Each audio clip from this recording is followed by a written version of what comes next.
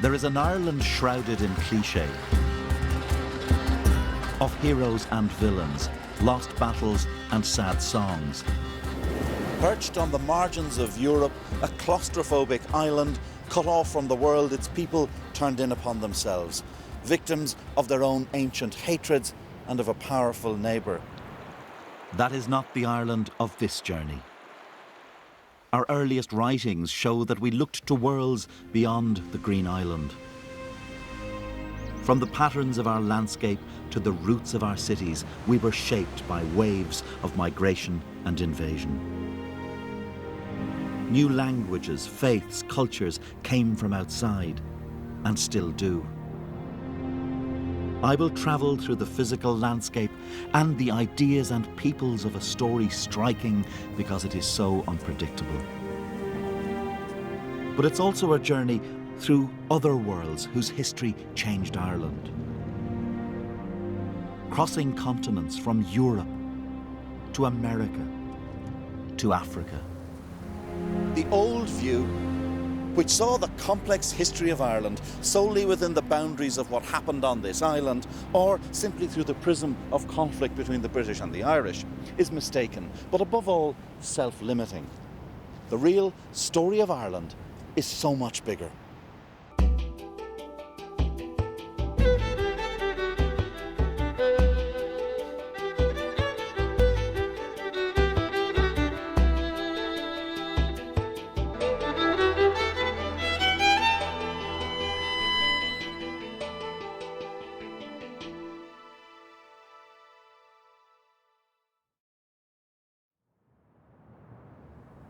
I remember walking in this garden of remembrance in 1966 with my father.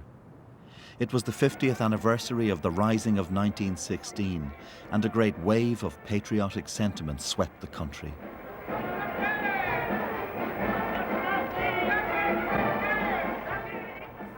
Here, they constructed a memorial which celebrated revolution, faith, and an idealized ancient world. At its centre, this sculpture of the mythical children of Lir, condemned by an evil stepmother to wander the oceans as swans until the coming of Christianity sets them free.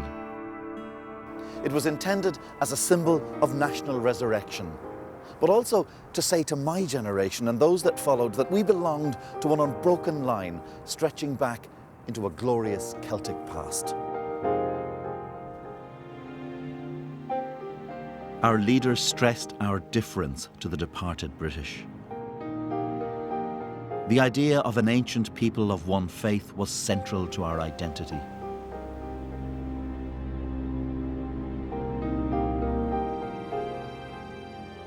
The real Irish were Gaelic and Catholic.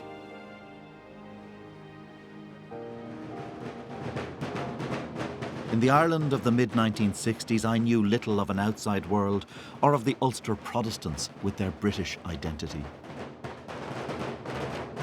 They seemed to me an alien tribe, marching to what the poet Louis MacNeice called the voodoo of the orange drums. But a decade later, in the mid-1970s, the story of Ireland I was being taught had changed. School was no longer an echo chamber of the like-minded. In the shadow of the Northern Troubles, the old certainties would not do. We were being asked to imagine a more complex set of Irish identities.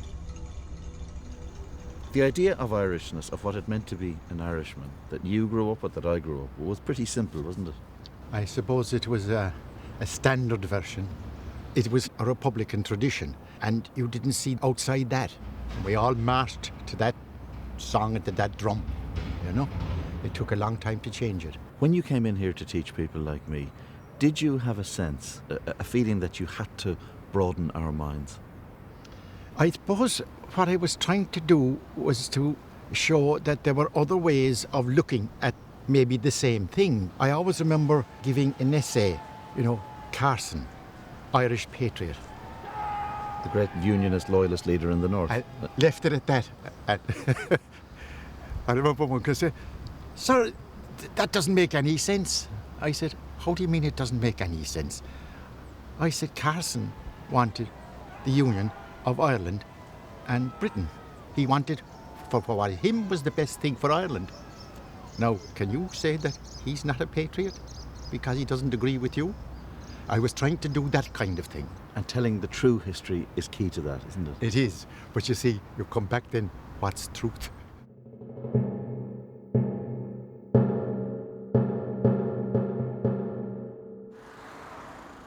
Walking the streets of Cork now, I find a city proud of its links with the world beyond, and willing to acknowledge a history made of many influences in which Irishness embraced different allegiances.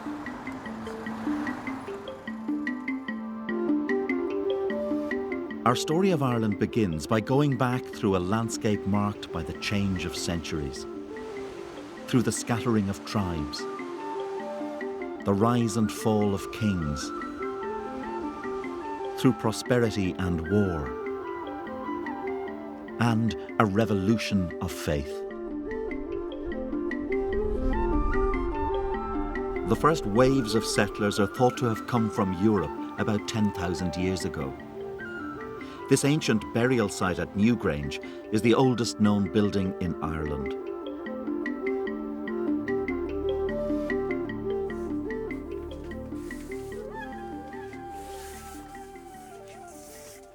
Across the ancient world, men built monuments to their dead. But this structure at Newgrange predates some of the most famous. It was built 500 years before the pyramids of Giza, 1,000 years before Stonehenge. But what can it tell us about the lives of some of the earliest inhabitants of this island?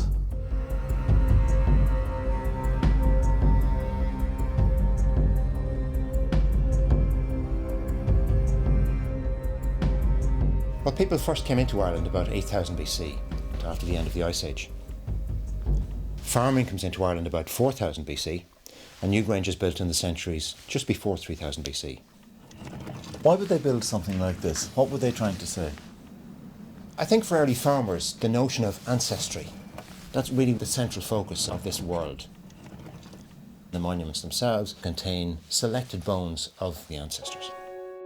This is the world of the dead, but it's capable of influencing the lives of the living, which of course is very much orientated around the farming cycle, the importance of the seasons.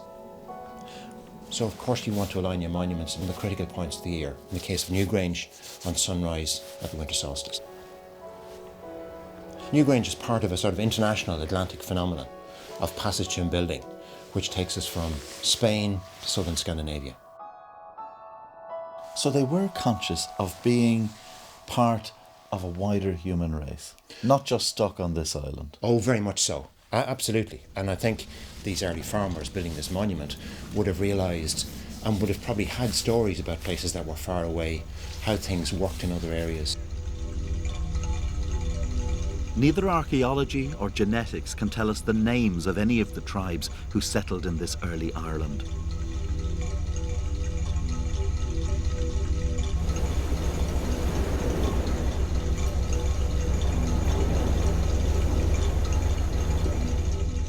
But in the beautiful artefacts of the Bronze Age, we can see a culture shared with groups in Britain and Europe, whom later historians would call the Celts.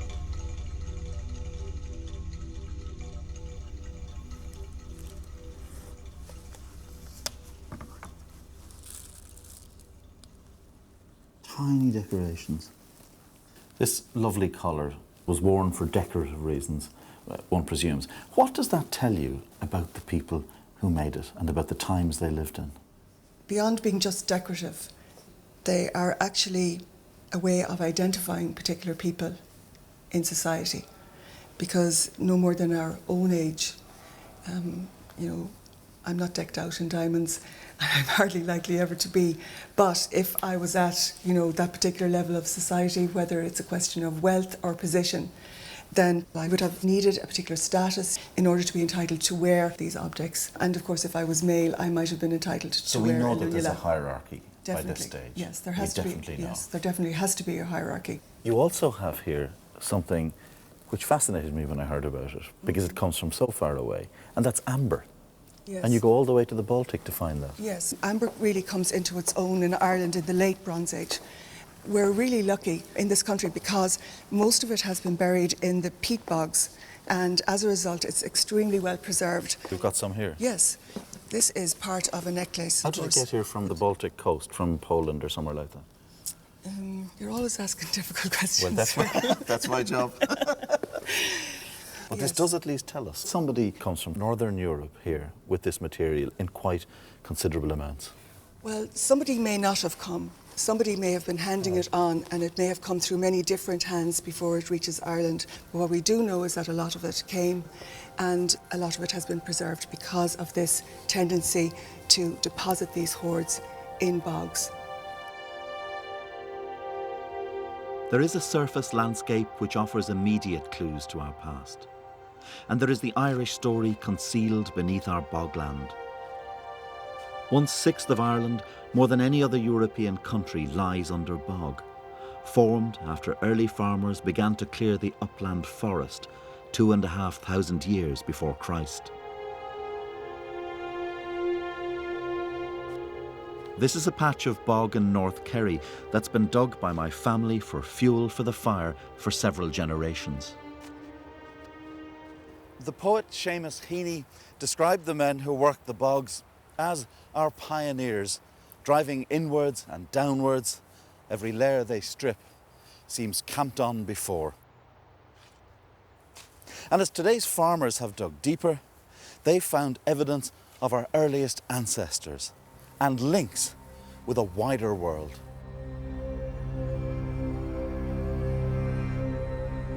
This is Cloneycavan Man, a 2,000-year-old Irishman whose body was preserved by the unique chemistry of the bogs.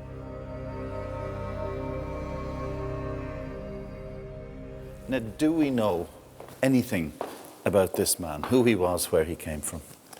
Well, we know he was found in a bog on the Westmeath border. We know that he was killed ritually more than 2,000 years ago. How was he killed? He was struck first in the face, which broke his nose, and when he fell down, his head was split with an axe. His stomach was cut across. He was probably disemboweled as well. Why would they have done that? We think that this man was probably a king who was killed, and a number of means of execution were applied because the goddess to whom he was being sacrificed appears in a number of forms. So they have to sacrifice in all her forms. We can see he had this very unusual hairstyle. The front of the forehead was shaved, and then the rest of the hair was bundled up, a bit like a mohawk. And that was held in place with a hair gel, which was made using resin imported from the Pyrenees. The very fact that you find resin from the Mediterranean in his hair suggests we were trading with that region. Ireland's position as an island doesn't isolate it in ancient times. It makes it more accessible because travel by sea is much easier than travel over land.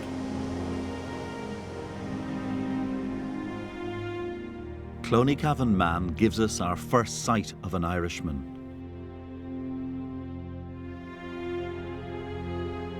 And here in the National Museum, we see some of the finest examples of what we now consider Celtic art.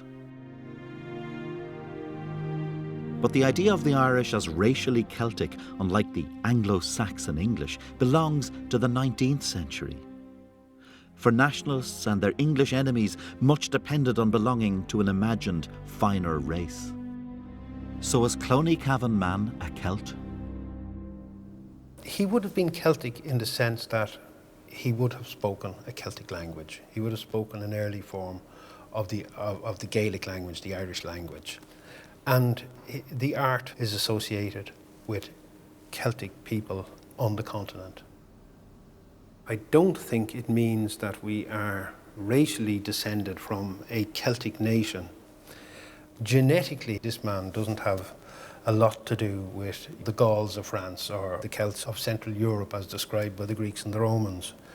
We Irish, let me just nail this one down because it's critical. We're no more racially Celtic than our English neighbours, are we? No, or we're no more so nor less so. Our cousins on the other island have certainly as much a claim to their Celtic past, I think, as we have. The murdered man from the Meath bog reveals something of how the Irish lived several hundred years before Christ.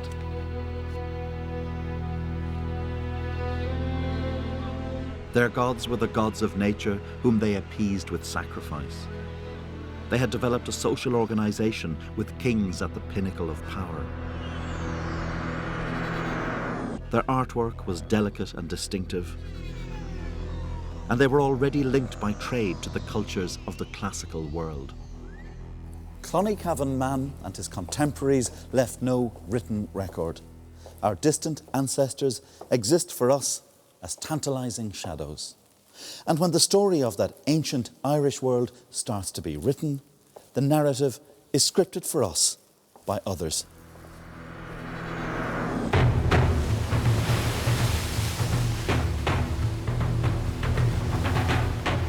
The writers of the classical world conjured their own stories of Ireland. In the 9th century BC, the Greek poet Homer described the whole of northwestern Europe as a land of fog and gloom. Beyond it is a sea of death where hell begins.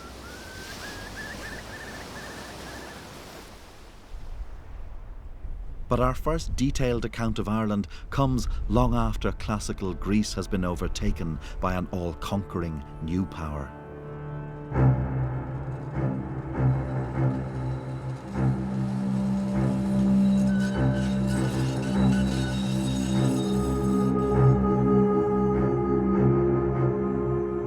"750 years after Homer, the Romans invaded Britain.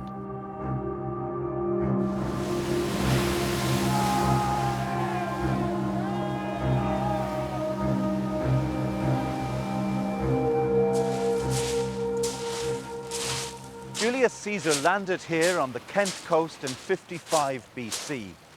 Now, given his restless ambition, it would have seemed natural for him to complete the conquest of Britain and then move on to invade the neighbouring island. But in Caesar's mind, Ireland was a place of fearful myth. He called it Hibernia, the land of winter.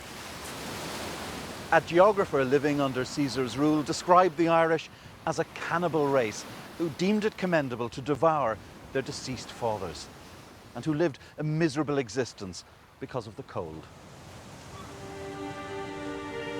But Mediterranean traders had long been immune to such dire warnings, and with the knowledge they brought back, a scholar created a geographical masterpiece.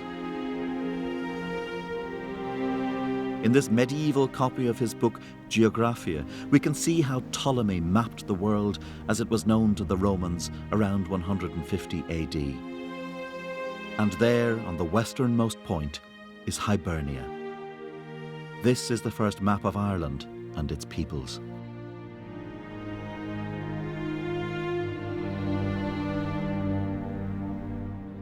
We can recognise some of the names. For example, Eblana is usually interpreted as Dublin. The river names, the Shannon is there, for example. The River Lee, I suppose, which all Cork people would like to see mentioned. There are some names, interestingly enough, here. We have Brigantes, for example, and the Brigantes over here in West Wales, and they are clearly related.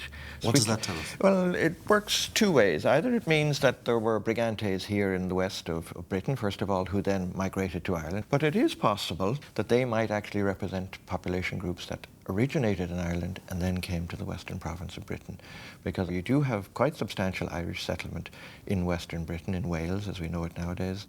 This notion of the Irish colonising parts of Britain, it rather turns our historical sense of things on its head, doesn't it? We always like to see ourselves as the eternally put upon, could be problematic. conquered by the other lot. We were doing in it this to day and them. age, we're insisting that everybody apologise to us, including our nearest neighbours. But I suppose if you go back far enough, we invaded them before they invaded us. So if there are apologies to be bandied about, we might take the first step, you know.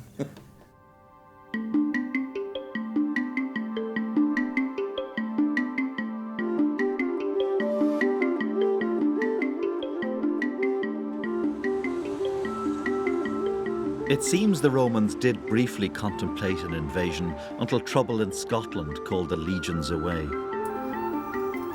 And so Ireland was never subordinated to Roman law or government. But they didn't need to dispatch an army to exert an influence that extended well beyond trade into the realms of society and culture.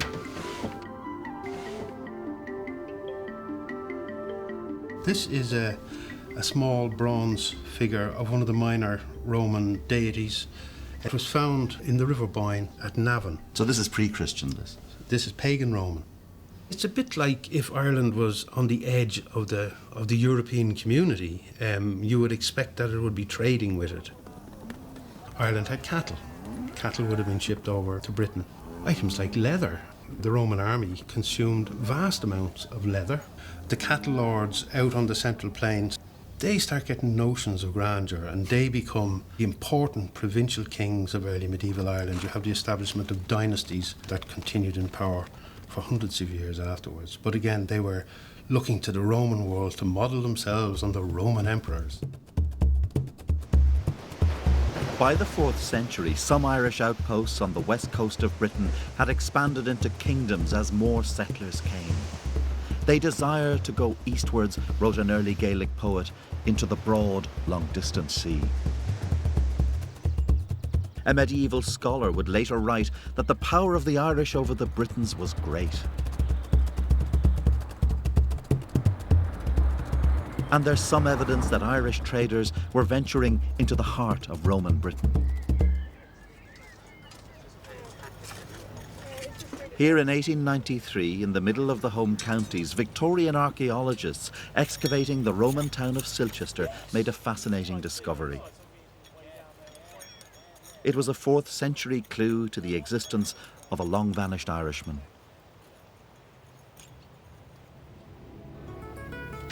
This type of inscribed stone is usually found only in Ireland or the far western fringes of Britain. These lines represent the oldest form of the Irish language. Michael, what is this stone? Well, it's a small Roman column.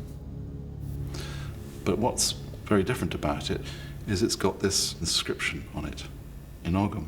And this transliterates into a man's name, Tebicatus. And here on this line, he's beginning to describe his lineage, just as you would find on any Ogham stones. I mean, I've seen these, tucked away in graveyards in Ireland or in the middle of fields surrounded by trees. Yes. But yes. Here it is, yes. An hour's drive from London. Away, away, away from other finds of such stone. It's extraordinary to me, this idea that you have an Irishman who sets out, settles among people from everywhere, from all corners of the empire. Yes. It truly was a multicultural, multilingual world that he lived in. Yes. And it's not just the one person, but it's a group, it's a family, and it's other people supporting a community. Now, it may be he was a big figure. He was a local king. I mean, who knows?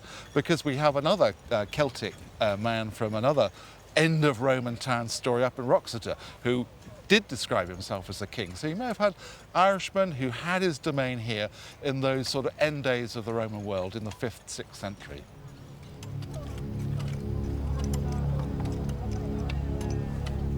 The Roman Empire in which Tabacatus lived was already in decline, but its impact was still profound. Christianity had become the state religion. Clerics were dispatched all over Europe to spread the word. The faith that would come to be seen as a core part of Irish identity was brought to an island steeped in the worship of pagan gods.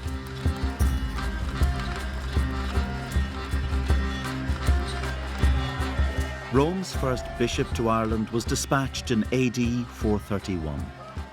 He was Palladius, the son of a Roman general, who found by one account that the fierce and cruel men did not receive his doctrine readily.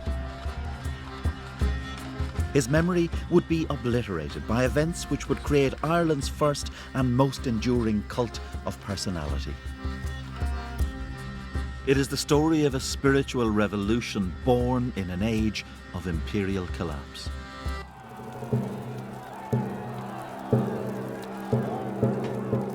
Since the beginning of the 5th century, barbarian attacks on Rome had escalated, and the legions were called from Britain to defend the Eternal City. In the vacuum after the departure of the army, Irish raids on the British coast expanded. The expansion was driven by a lust for plunder and by trade. And one of the most lucrative markets of all was slavery.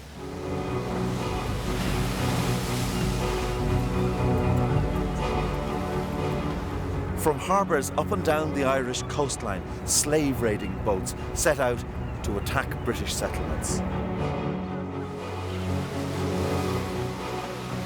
But one of those raids would have consequences that the rough warriors on board could never have imagined.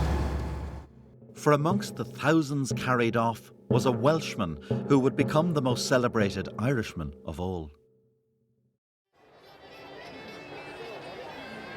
The St. Patrick we commemorate each March 17th escaped from Ireland but returned after a vision in which the pagan Irish called him back to spread the Christian faith.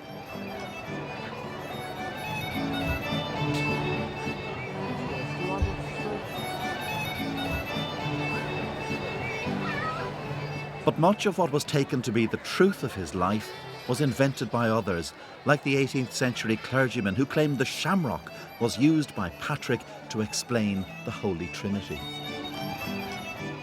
Patrick hovers between the pagan past and the Christian future. He is a man who vanquishes troublesome kings with magic spells, banishes the snakes from the face of Ireland. But what do we know of the real Patrick, beyond myth and symbol?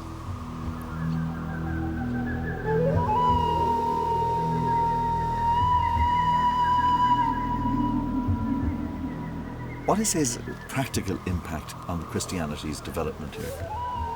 He himself says that he went where no man went before. It's a famous expression that survives down to the present day, and he clearly did go where no other Christian missionary had gone before. And that's important because in the history of the Western Christian Church, that wasn't the practice. People, generally speaking, didn't head out into the brave blue yonder because it was too dangerous a thing to do.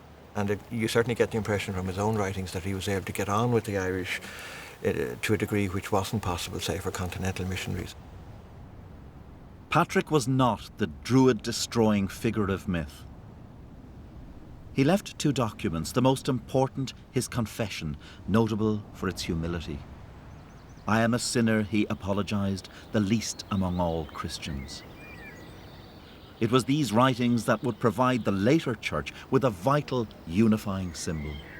At the end of the 7th century, the church has an interest in a far more stable society. The idea of a single island, and therefore a single people, and therefore a single nation, and therefore a single faith.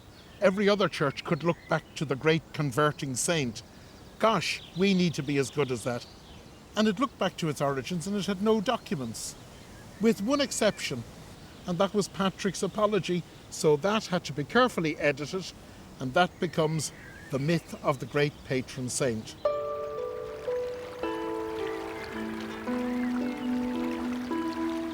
Patrick died around 460 AD. But there were other missionaries who blended Gaelic traditions with the Christian faith. Monasteries were founded. As a later Gaelic poem put it, heathendom has gone down. God the Father's kingdom fills heaven, earth and air. But Ireland was not luxuriating in a Celtic idyll. The early missionaries moved through kingdoms frequently at war with each other. Tell me what happens when the monks arrive. Well, they would have first of all made their way to the local king, the local lord or something like that, because you couldn't just arrive off the next available flight and announce, "Hi, I'm your new local Christian mission." You'd end up dead. So you'd have to get some kind of physical protection. Once you had the king's protection, on that basis go around, spread the message.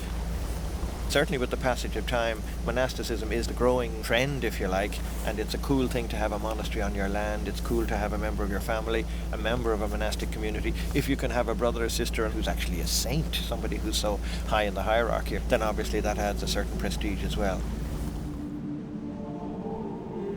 As the influence of Patrick and his successors expanded, the monasteries would emerge as the focal points of intellectual and artistic life.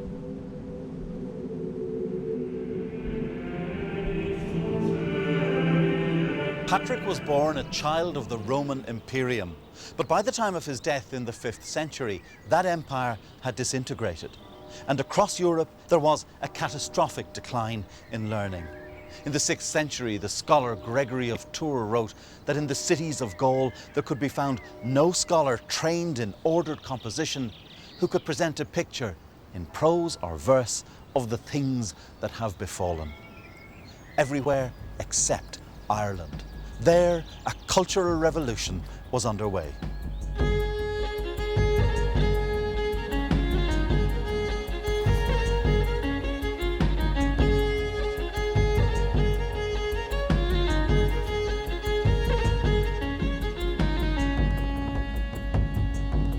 The Church in Ireland was untouched by the traumas afflicting Europe.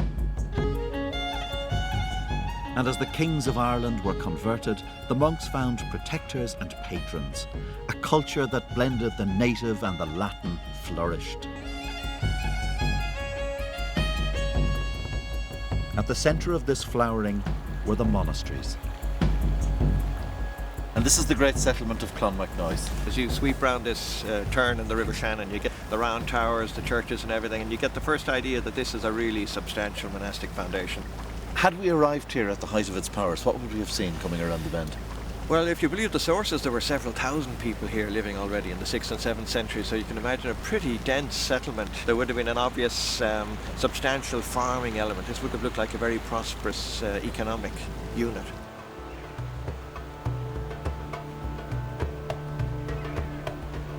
And there would have been markets and people who would have been coming both by land and here on the sea as well, on the water. And the whole place would have been pretty much a bustling kind of place.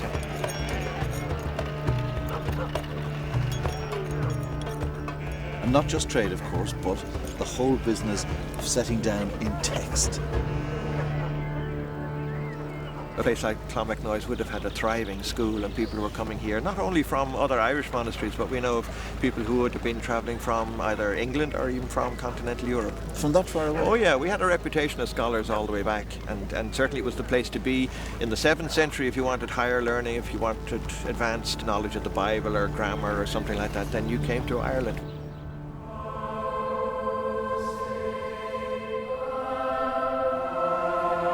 Perhaps the greatest bequest of the monastic tradition in Ireland was literary.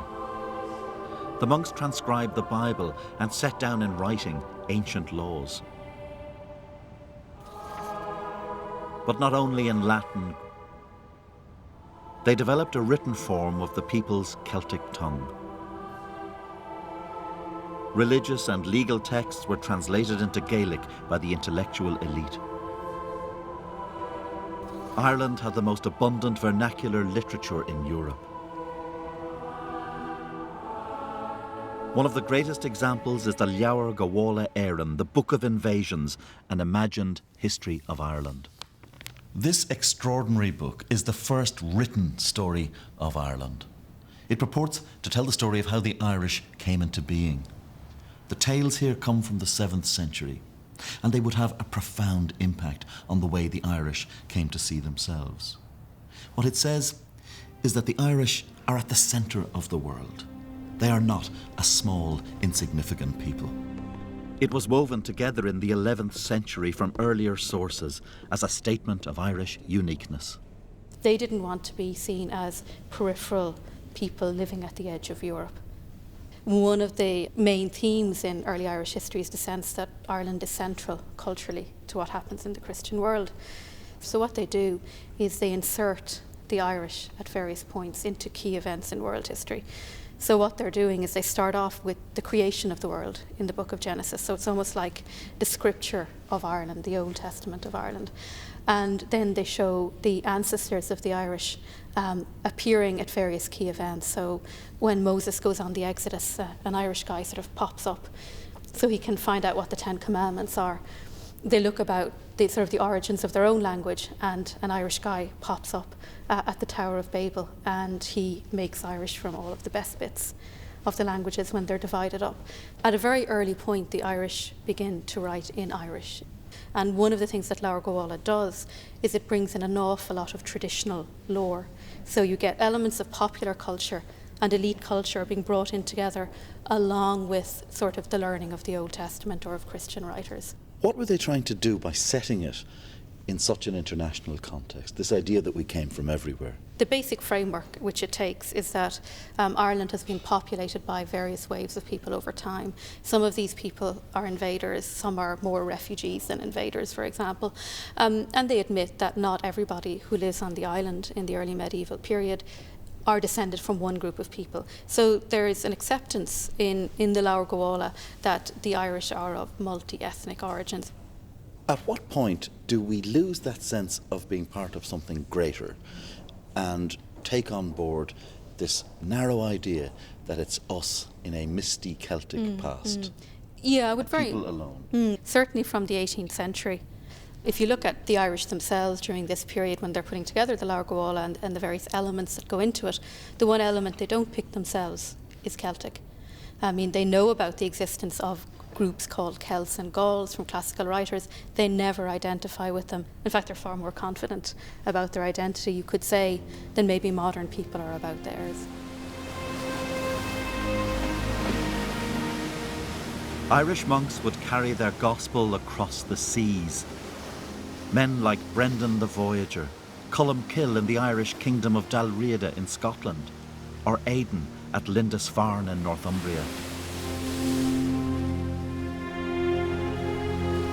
Now the Lord had said, "Get thee out of thy country, and from thy kindred, and from thy father's house, unto a land that I will show thee."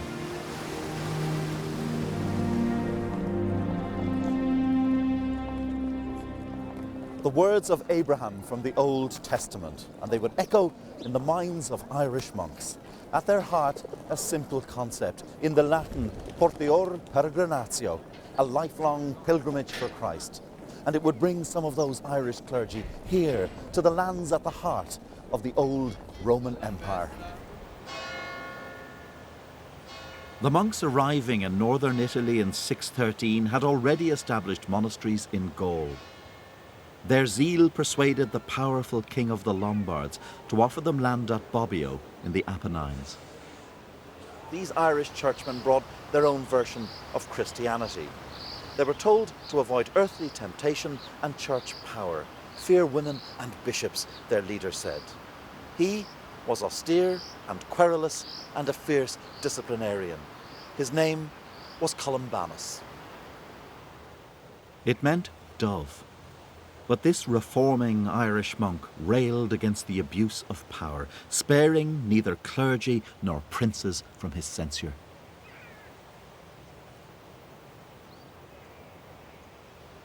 Columbanus even had the temerity to confront the Pope. It was a complex dispute about the dating of Easter. To Columbanus, it wasn't simply spiritual pedantics. He felt he was standing up for something he truly believed in. And when the Gallic bishops summoned him to account for himself, he simply refused to go. He saw them as an elite, ministering only to the chosen few.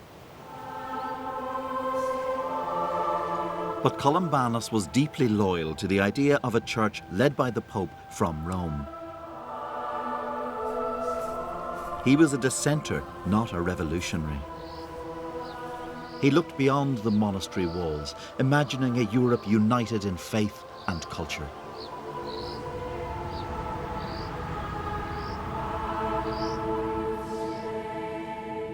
Ci sono molti paesi, molte comunità in Italia che portano il nome di Colombano e sono legate a questa figura. dove col passare del tempo, dei secoli, è rimasto però vivo questo legame che usa Colombano. La concezione di Colombano è quella di creare una famiglia di popoli estremamente libero. E dice Colombano, si tollis libertatem, tollis dignitatem. La dignità dell'uomo è strettamente collegata alla propria concezione di libertà, nel senso filosofico più ampio.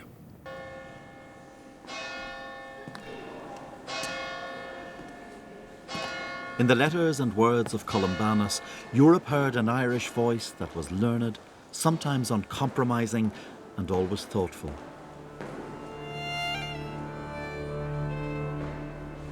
At Bobbio, he established one of the greatest libraries of the medieval world.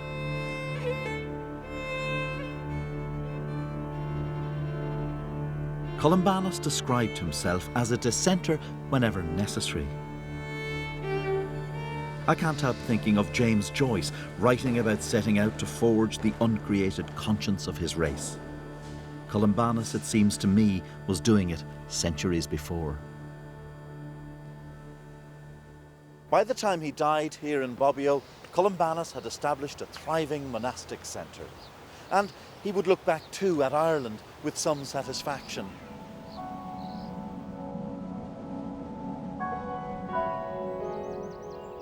For the monasteries were still producing great works of art. He might have been less enamoured at the political manoeuvring. The status of clergy could have much to do with their alliances and family ties with the local aristocracy. Indeed, from the earliest times, monasteries could be the launching pads for earthly ambitions. The abbot here at Ardmore in County Waterford came from a powerful local family. Declan was said to have been a contemporary of St. Patrick. The story goes that together they went to a banquet of local nobility and together chose the new king of the region. Was this story true? Well, we've simply no way of knowing. But it does underline a significant truth. Churchmen were becoming increasingly powerful political players. And this foreshadows an enduring theme of the Irish story. That embrace between spiritual and temporal power, Christ and Caesar together. So the abbot of a monastery is much more than a spiritual man. He becomes a major political player. He controls a vast number of people and enormous resources. And if you think that the abbot was getting up in the morning to say 5 o'clock Mass, he was not. He was much more like a Medici prince. Because the church is rich, the church gets involved in political violence. There's one famous one in which there was a battle between Cork and Clonfert, in which the annals say there was an innumerable slaughter of the ecclesiastical men and superiors of Cork. It sounds an extraordinary idea that you have religious men, spiritual figures, going to war with each other. I mean, it doesn't fit the notion we have of this island of saints and scholars. It doesn't fit the notion, but it is the reality. The abbot of Armagh, or the bishop of Clonmacnoise, had a social status equal to that of a king. But a new power was to loom out of the northern seas.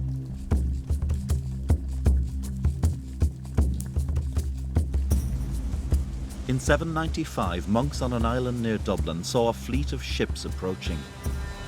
The longships with a dragon's head carved on the bow carried a force of warriors who would plunder the treasures accumulated by the monastery over 2 centuries.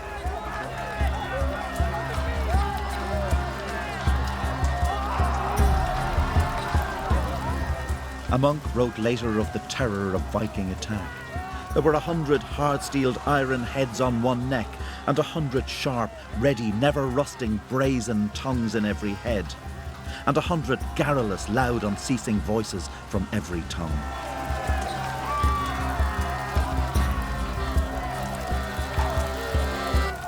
The age of the Vikings had arrived.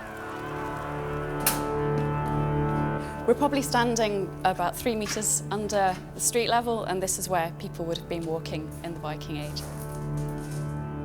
I mean, there's no whitewashing the incredible terror that they sowed. From a fairly early stage, once Vikings are raiding the Irish coast, they're taking people captive to sell them on as slaves. So a good early example of that is in 821, the Vikings raided Howth, just north of Dublin, and took a great prey of women.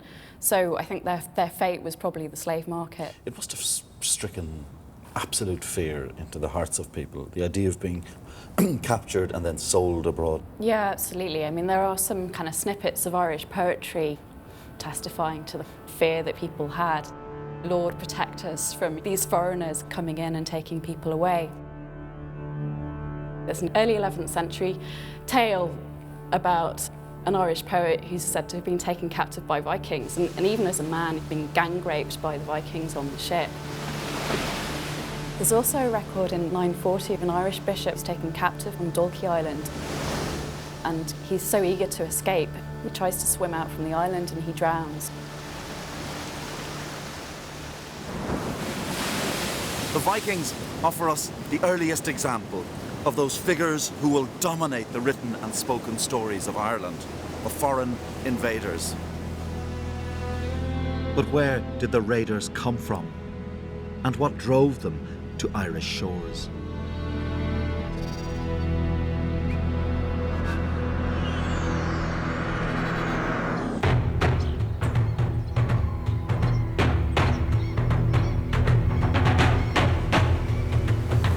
The Vikings who would eventually descend on Ireland had their ancestral roots here in Norway.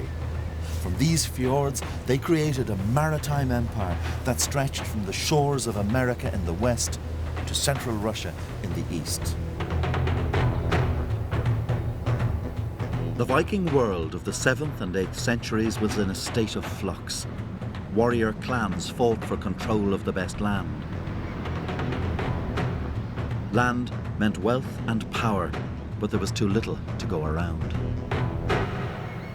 In an early Norse poem, a mother says to her son, "Get thee a ship and go out on the seas and kill men." They're lines which reflect a society where a man's worth was defined by his skill with the sword. What kind of a society did these Viking warlords inhabit? Competition was actually the key element in this society. Who could travel the furthest, who was the bravest in battle, who could eat the most, and who could drink the most. What is the principal dynamic that's driving them out of these fjords towards Ireland? It was important for the local chieftains to be able to give good gifts to the followers, the friends, or throw big parties. And there was not enough wealth in Norway. So I think that one of the main reasons that they actually left for Ireland was just to plundering some Irish monasteries and churches and steal the goods. The Irish in popular memory tend to see the Vikings as rapists, pillagers and killers. Is that something you'd go along with? Partly, yes, but you have to look at the Vikings, that they can actually change shapes over the night. One day they're actually killers, the next day they are actually traders, and then the third day they are craftsmen, and the fourth day they are settlers. For over 40 years, the Vikings raided Ireland's coastal villages and monasteries, carrying off plunder and slaves in their longboats. They struck suddenly and caught the Irish unawares. So the Vikings became bolder and began to sail down the rivers of Ireland. The raiders were to become settlers. The east coast of Ireland was strategically well placed for trading with an expanding Viking world.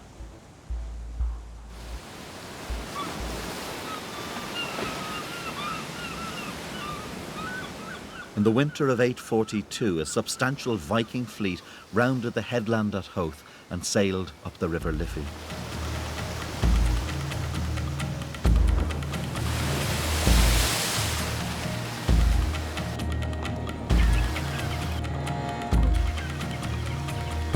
Here at the Black Pool in Irish Dublin, the Vikings hauled their longboats ashore. And just a few yards away from the banks of the River Liffey, they began to construct the first defensive stockade. From these small beginnings, Ireland's greatest city would emerge.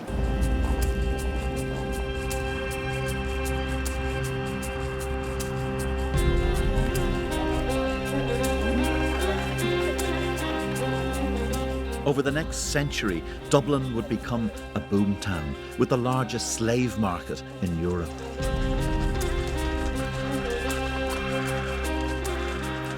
The Vikings had a huge trading network which spread all the way down the Russian river systems to the Middle East, Constantinople, all the way across the North Atlantic, and Dublin was quite centrally placed within these long-distance routes.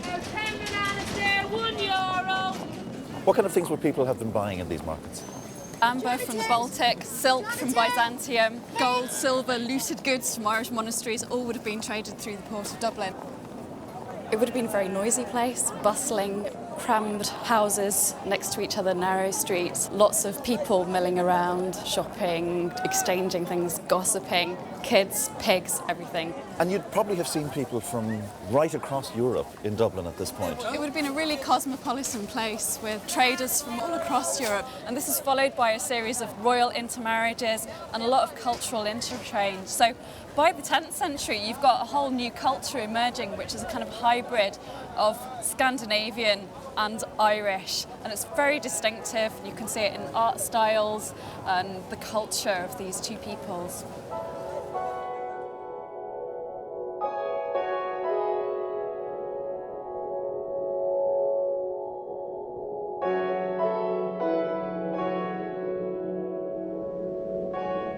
By the 11th century, the Vikings who'd settled in Ireland, the Hiberno-Norse, had been here for over a century and a half.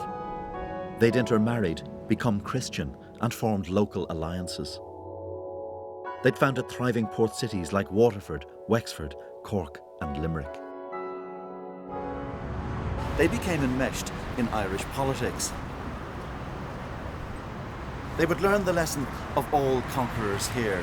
The longer you stay around, the more likely you are to become drawn into the quarrels of your neighbours.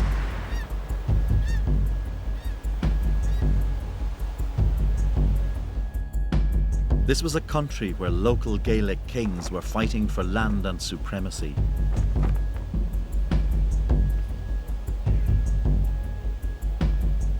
They did so as power was being centralised across Europe. Small kingdoms were eaten up by the leaders of emerging dynasties. In northern France, Rollo the Viking had founded the Norman Empire. In England, power was consolidating around the House of Wessex.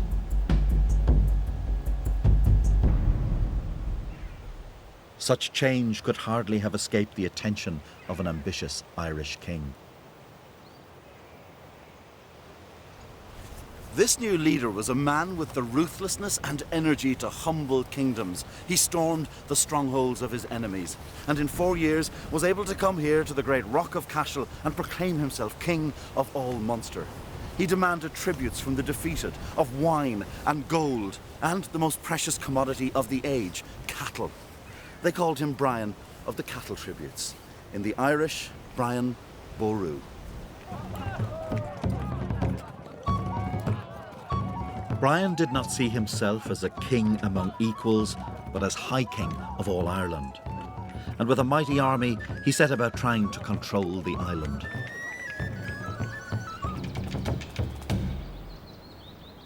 In the only statement of his that we know about, he describes himself as Imperator Scotorum, Emperor of the Irish. Imperator means a man who rules over many different peoples, and he saw himself as ruling equally over the Irish and the Vikings. He subjected Limerick to himself and made Limerick a dynastic capital. He subjected Cork and Waterford to himself. Dublin was next on the list.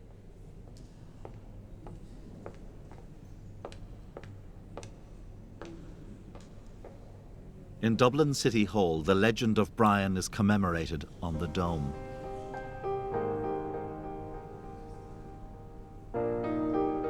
In the telling of Ireland's story, he would become an icon of native resistance, the first nationalist hero. His soldiers, holy warriors who defeated a Viking invasion. But the truth is more complex. In 1014, after defeating the city of Waterford, Brian moved to confront the Gaelic kingdom of Leinster and the Viking port of Dublin. Irish and Viking united in defence against Brian. They recruited Viking mercenaries from Britain. It's thought Brian too had Vikings in his army. For both sides, Dublin was the glittering prize. The Battle of Clontarf is not a battle between savage Vikings and the Irish. It's not the saving of Holy Ireland from the pagans.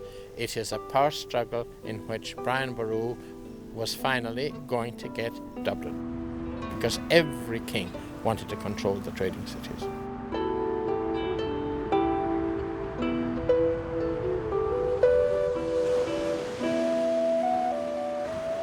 On Good Friday, 1014, the opposing forces faced each other at Clontarf outside Dublin. There were two Irish armies, but both with their Viking allies. Of these Vikings, it was said they carried arrows, anointed and browned in the blood of dragons.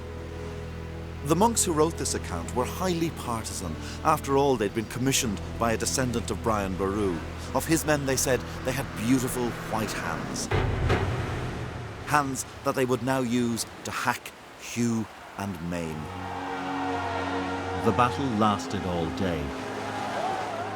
Late in the afternoon, the Dublin men and their allies began to fall back to the River Liffey and into the advancing tide.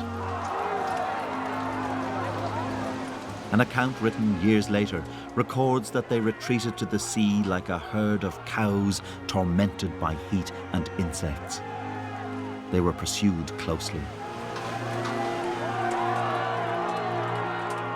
By nightfall, bodies drifted on Dublin Bay, and the field at Clontarf was strewn with corpses. Brian had won the battle, but he wouldn't live to enjoy the fruits of victory. A Danish Viking called Brodar came hacking his way through the Irish lines and found Brian's tent. Entering inside, he saw the old king on his knees at prayer, and lifting his giant battle axe, he cleaved Brian's head from his shoulders. In this version of the story, Brian becomes the first martyr for faith and fatherland in Irish history. Without Brian, his dynasty declined. There would be no all-powerful High King of Ireland. Clontarf resolved nothing.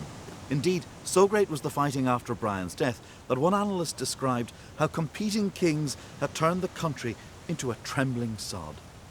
Ireland was now a ripe prize for foreign adventurers, and they would come here in the shape of the greatest military force in Europe to launch on these shores a fateful conquest.